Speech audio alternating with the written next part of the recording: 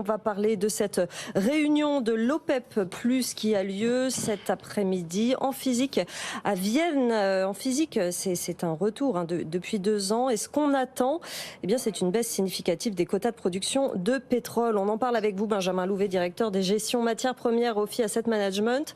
Cette réunion, on parle d'une baisse significative. On a même entendu ce chiffre, 2 millions de barils. Oui, bonjour Sandra. Effectivement, on envisage une baisse qui pourrait aller jusqu'à 2 millions de barils, même si on n'a pas encore les détails. Alors, il faut savoir que dans les faits, cette baisse sera sans doute inférieure à ce montant, pratiquement, parce que aujourd'hui, on parle de 2 millions de barils de baisse de production par rapport aux chiffres officiels de production autorisés pour chaque pays membre de l'OPEP et des pays alliés dans l'OPEP+.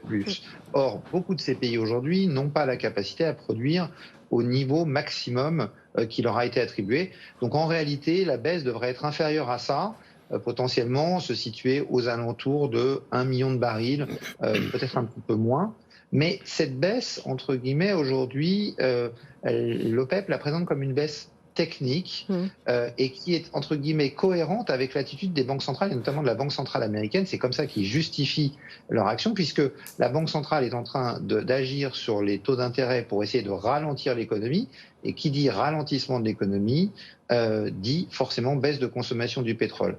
Et c'est en cela que l'OPEP essaye de bien insister sur le fait que cette décision est vraiment une décision technique et pas une décision politique. Parce que c'est vrai que les conséquences politiques d'une telle décision sont majeures à plusieurs niveaux, dans les rapports internationaux et également pour les États-Unis avec les mi-termes qui approchent et une situation très délicate pour Joe Biden. Oui, Joe Biden, effectivement, qui s'échine depuis des mois à tenter d'enrayer cette flambée des prix, allant même jusqu'à se rendre à Riyad en juillet, Jean-Marc Daniel. Oui, ce qui est intéressant, on vient de le dire, c'est que traditionnellement, l'OPEP avait comme objectif de faire plutôt augmenter les prix jusqu'au moment où ça conduisait à un retrait d'une partie de la demande, de façon à engager le maximum de bénéfices. Et cette intention qui était celle des 5 pays d'origine, maintenant, les 23 pays, puisque l'OPEP+, c'est 23 pays, ils ont du mal à la gérer. Parce qu'à 23, pour se mettre d'accord, c'est plus compliqué qu'à 5, surtout quand dans les 23, il y a l'Iran et l'Arabie Saoudite. Oui. Surtout quand les 23 n'arrivent qu'à la moitié de la production mondiale et que les États-Unis et le Canada sont quand même des acteurs très importants et qui sont en situation de vouloir modifier les conditions de marché décidées par l'OPEP.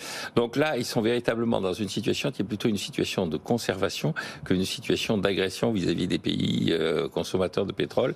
On voit d'une certaine façon que le pouvoir de l'OPEP s'érode progressivement et que ces enjeux sont plutôt des enjeux d'éviter la chute des prix du pétrole que de véritablement maintenir une pression sur les pays consommateurs. Cette chute qui nous réjouissait, Jean-Marc, effectivement. L'OPEP est là, évidemment. L'OPEP essaie d'éviter la chute. Voilà. Est-ce qu'elle y arrivera pour son bien et pour notre malheur? C'est même pas évident. Benjamin Louvet, effectivement, une telle décision arrangerait plutôt la Russie, néanmoins. Oui, alors un élément complémentaire sur ce que disait Jean-Marc. Oui. Aujourd'hui, l'OPEP aussi a une justification assez simple à avancer pour baisser sa production, c'est qu'en réalité, Jean-Marc le disait, quand les prix ont tendance à monter pour essayer de détruire de la demande. Or, ces derniers temps, tous les pays, beaucoup de pays ont mis en place des mesures de subvention à la consommation pétrolière pour essayer d'éviter un impact social trop important. Et donc, en fait, le signal prix habituel qui fonctionne n'a pas fonctionné du fait de ces aides de l'État. Et donc l'OPEP est dans son rôle en disant écoutez, nous, on constate simplement que la consommation de pétrole devrait être moins importante avec la récession qu'on connaît, et donc on va réduire notre production. Pour la Russie, effectivement, on le disait tout à l'heure par rapport à l'énergie, on est constamment calé, Benjamin Louvet, sur le calendrier de Vladimir Poutine.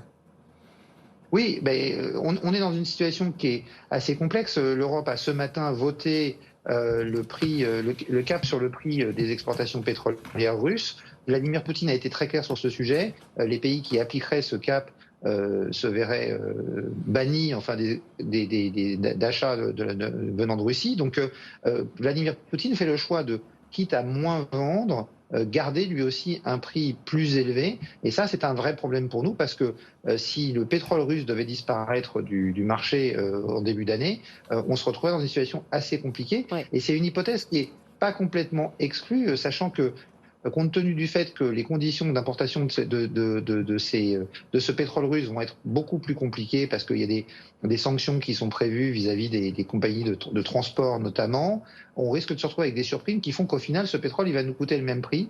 Et donc, on va se retrouver dans une situation très compliquée en termes d'approvisionnement de pétrole. Je rappelle à ce sujet que hier, le patron de Saudi Aramco rappelait qu'on a peut-être aujourd'hui, compte tenu du ralentissement économique, l'impression que la situation sur le pétrole se détend et le prix corrige, mais qu'en réalité, à la moindre étincelle sur la croissance économique, notamment en Chine, qui aujourd'hui est contrainte par la politique zéro Covid, on se retrouvera très vite sans aucune marge de manœuvre sur le pétrole du fait du manque d'investissement dans ce secteur ces dernières années. Oui. Et donc les prix pourraient repartir très fortement à la hausse. Donc on a une situation sur le marché du pétrole qui va rester compliquée longtemps. Merci beaucoup Benjamin Louvet, directeur des gestions matières premières OFI Asset Management.